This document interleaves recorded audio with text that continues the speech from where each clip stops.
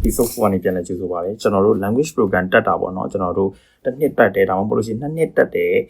ပြီးသွားပြီဆိုလို့ရှိရင်ကျွန်တော်တို့ university ကိုပေါ့เนาะ major program ဖြစ်တဲ့ bachelor master program တွေကိုကျွန်တော်တို့ apply လုပ်ကြတော့မယ်အဲ့ဒါဆိုလို့ရှိရင်ကျောင်းတွေဘယ်လိုရှာမလဲပေါ့အဓိကကတော့ကျွန်တော်ကတော့ကျောင်းတွေကိုကြည့်တဲ့အခါဆိုလို့ရှိရင် ranking ကိုအရင်ကြည့်ခိုင်းစေချင်တယ်ပေါ့နော်ဘာလို့လဲဆိုတော့ကျောင်းတွေရဲ့ ranking ကိုကြည့်လိုက်တဲ့အခါမှာဆိုရင်ကျောင်းတွေရဲ့နာမည်တွေအရင်က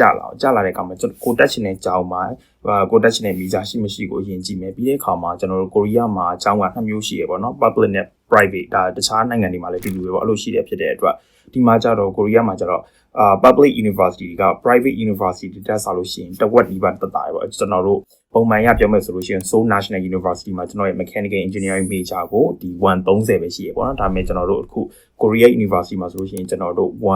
180နီးပါးရှိရပေါ့နော်အားဖြစ်တဲ့တဝက်ကြော်ကိုကျွန်တော်တို့ဈေးကကြီးနေတယ်အားဖြစ်တဲ့အတွက်ကိုယ့်ရဲ့ budget နဲ့ကိုက်မဲ့အကြောင်းကိုလည်းရှာရမယ်ပြီးတဲ့အခါမှာဒီကျောင်းတွေကိုမလျှောက်ခင်ကျွန်တော်တို့ application guideline တွေကိုအရင်ဖတ်ကြရတယ်ပေါ့နော်ဒီကျောင်းတွေရဲ့ criteria တွေခေါ်တဲ့ criteria တွေ eligibility တွေက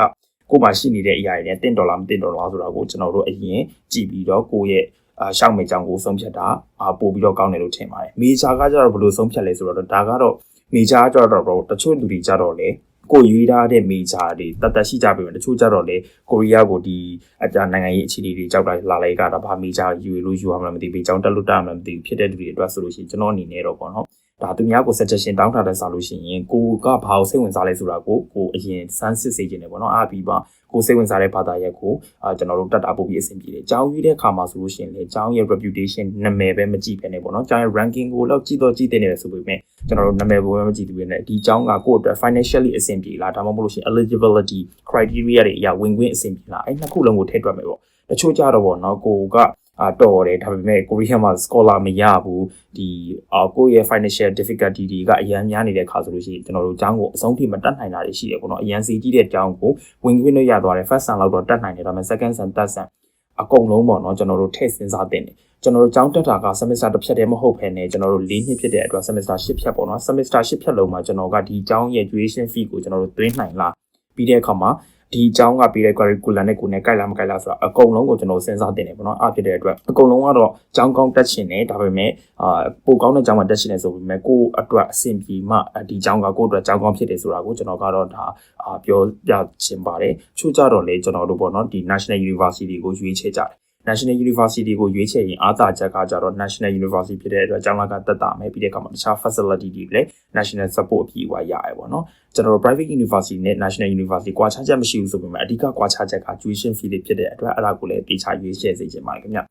လက်ရှိမှာတော့ကျွန်တော်ကိုဆိုလို့ရှိရင် major တွေပေါ့နော်ကိုရီးယားမှာဖေး major တွေအလုပ်ကောင်းတယ်ဒီတက္ကသိုလ်တက်ပြီးလို့ရှိရင်ဘယ်လို major တွေကအဆင်ပြေလဲဆိုလက်မေးတဲ့အခါမှာဆိုလို့ရှိရင်ကိုရီးယားမှာလက်ရှိနိုင်ငံသားတွေအတွက်နေရာအများဆုံး major ကတော့ကျွန်တော်တို့ engineering major တွေ STEM major တွေကတော့နေရာအများဆုံးပေါ့နော်တခြား major တွေကကြတော့သူတို့ကိုရီးယားတွေအချင်းချင်းတော့ competitive လုပ်နေရတယ်ပြိုင်နေရတာဖြစ်တဲ့အတွက်ဒ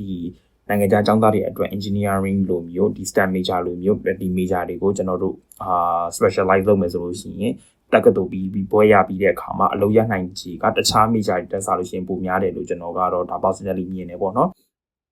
အဲ့ဒါဖြစ်တဲ့အတွက်တခုရှိတာကကြတော့ကိုရီးယားမှာကကျောင်းတွေအကုန်လုံးက English course ကို offer မလုပ်ဘဲနဲ့ကိုရီးယားလိုသင်ရတဲ့ course တွေလည်းရှိတာဖြစ်တဲ့အတွက်အဲ့ဒီဟာကတော့ engineering major STEM major တွေယူလို့ရှိရင်ပုံမှန် natural science တို့ပေါ့နော်ကျွန်တော်တို့ဒီ humanity major တွေကိုယူတာထပ်စားလို့ရှိရင်ပို့ပြီးတော့ risk ကတော့များဘာလို့လဲဆိုတော့ဒီ10တွေအကုန်လုံးကို English လို့မဟုတ်ဘဲနဲ့ကိုရီးယားလိုသင်ရတာဖြစ်တဲ့အတွက် risk ကတော့တခြားနိုင်ငံမှာ engineering တက်တာလဲစားလို့ရှိရင်ဒီမှာကပို့ပြီးများရပေါ့နော်အဲ့ဒီအရာတွေကိုကိုကအဆင်ပြေတယ်ဆိုလို့ရှိရင်တော့ကျွန်တော်ကတော့ engineering major တွေကိုယူဖို့ suggestion လုပ်ပါတယ်။ဘာလဲဆိုတော့ဒီလက်ရှိမှာဆိုလို့ရှိရင် high tech company တွေဖြစ်တဲ့ဒီကျွန်တော်တို့ Hyundai ပေါ့နော်ဒီ Hyundai ဒီ motor တို့ဒီ Kia motor တို့ Samsung တို့ LG တို့အကုန်လုံးက Korea based company တွေဖြစ်တဲ့အတွက်ကြောင့်မလို့ကျွန်တော်တို့ဒီလိုအရာတွေမှာအလုပ်ကိုင်ခွင့်လန်းရနိုင်ခြေတွေလည်းများတယ်ပေါ့နော်အဲ့ဒါဖြစ်တဲ့အတွက်ကိုရီးယားမှာဒီတက္ကသိုလ်ရွေးချယ်တဲ့အခါမှာကိုယ့်အတွက်အဆင်ပြေဆုံး major ကိုရွေးချယ်နိုင်ဖို့အတွက်ဒီဗီဒီယိုလေးကအထောက်အကူဖြစ်နိုင်မယ်လို့မျှော်လင့်ပါတယ်နောက်ဗီဒီယိုမှာလည်းနောက်ထပ် episode မှာလည်းကျွန်တော်တခြား knowledge တွေ share ပေးတော့မှာဖြစ်တဲ့အတွက်စောင့်ပြီးကြည့်ပေးပါဦးခင်ဗျာ